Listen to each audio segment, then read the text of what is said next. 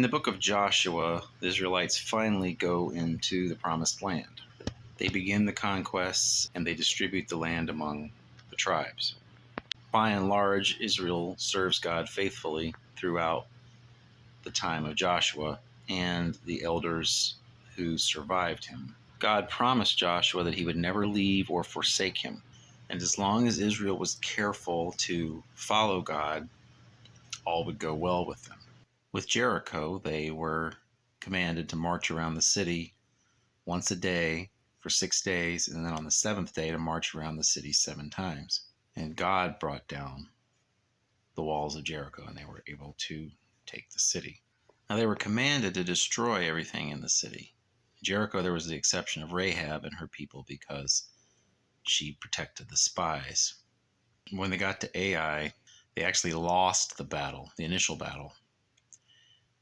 And it was revealed that they lost because Achan had stolen some of the good things that they were commanded to destroy. But at first, no one knew that it was Achan other than Achan and his own people. The theft was narrowed down to Achan by casting lots. So they narrowed it down to one family, and then they narrowed it down within that family until finally they came to Achan. Now, we might say, why did God do it this way? Why didn't he just say, it's Achan? In doing it by lots, he gave Achan every opportunity to come forward and confess before it came down to him, but it seems like he wrote it out to the very end until he couldn't deny it anymore, and then he confessed. So it seems he thought there was a chance he could evade God, which would seem to indicate a lack of respect for God's power. Joshua pronounced execution on Achan and his family. Apparently his family knew what he had done and had not disclosed it.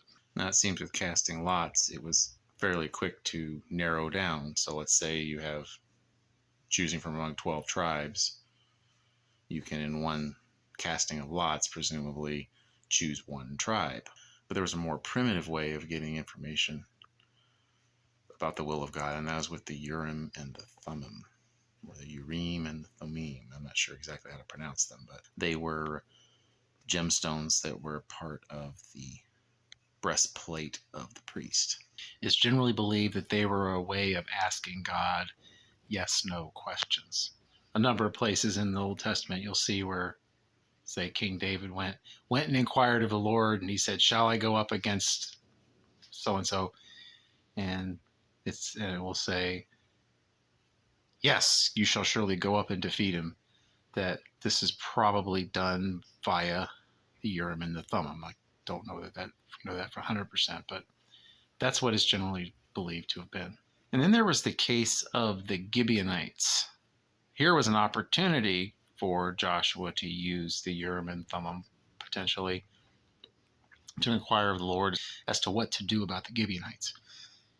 The Gibeonites were people of the land, and they were terrified of the Israelites, and so they concocted a scheme whereby they would come to Joshua and pretend that they're from far away and that they're coming in to offer themselves as servants, and asking Joshua to make a deal with them, which Joshua did without inquiring of the Lord. So they made a deal with the Gibeonites that they shouldn't have made, but it's clear from the way things go that once they made the deal, they were stuck with it.